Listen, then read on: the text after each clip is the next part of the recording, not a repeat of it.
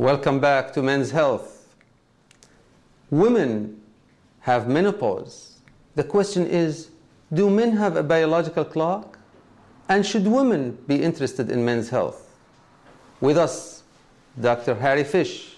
And Dr. Harry Fish happens to be the author of a very important and very interesting book, The Male Biological Clock.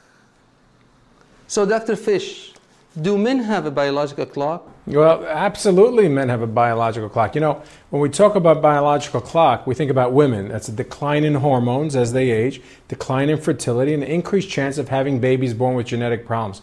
Well, guess what? That's exactly what's happening for men. That is, testosterone levels decline, and people need to know that it declines about 1% per year after the age of 30, but some men it declines really wickedly. And these are the men that have an accelerated biological clock, something that they have to be worried about. And of course, fertility declines as we age.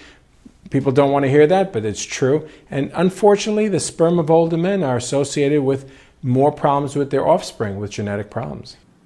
Dr. Fish, I'm so glad that you mentioned that, because what happens with men is there's a gradual transition, a gradual loss of testosterone, and yet even a slight loss can result in some diminished erectile capacity. Then he overreacts to that and causes a complete erectile dysfunction. And all of a sudden he just feels like, I'm not myself anymore. And then it becomes like, who wants to do what they don't do well? And there's a total avoidance. And the profound thing for women actually is not merely the lack of sex, but then he withdraws completely. There's a lack of affection, there's a lack of intimacy, there's a lack of time together, and she has no idea why, which is why it's so important that men seek help and that she encourage him to seek help as well.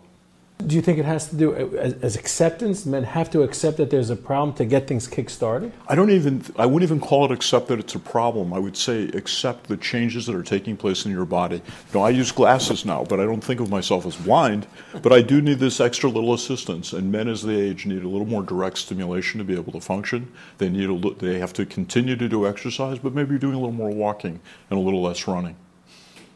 Very interesting discussion on men's health, and very interesting concept of the male biological clock. Now, Dr. Harry Fish happens to be also the author of another book, Size Matters, the hard facts about male sexuality, and more interestingly, what every woman should know. So here, Dr. Fish, you mention in the context of men's health, the woman. Right. Why did you mention that? What is the role of women? Well, the women's role is paramount.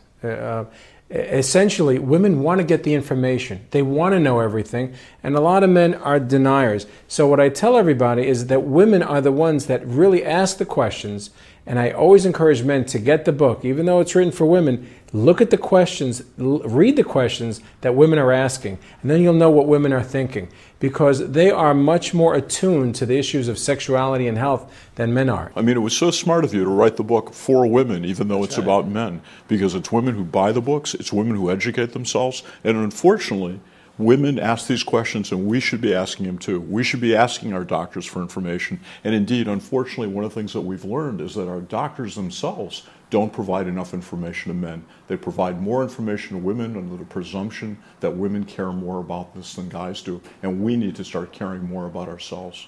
So, Dr. Perlman, can you help us tie all this together? The issue of putting it all together, that we need women certainly to encourage their partners to be able to seek help. We need them to support the men in seeking help, because we're not going to be able to do it without you.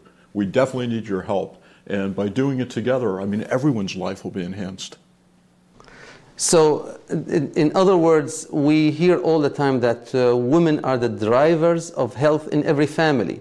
The woman takes the boys to the doctor. You know better than anyone else. You and I did a study of 21,000 people worldwide, and what did we find? 30% of the men who sought help because their partner encouraged them to do so. The women behind the man is still a critical issue. So it's a partnership. Women and men are partnered on men's health. Absolutely. And women can play a big role in improving the health in men in their lives. Husbands, fathers, brothers, uncles, grandfathers, sons. It is a very, very critical role to improve men's health and overall public health. Thanks to both of you, and again, Stay with us with the Dr. Ridwan Show, health information you can use.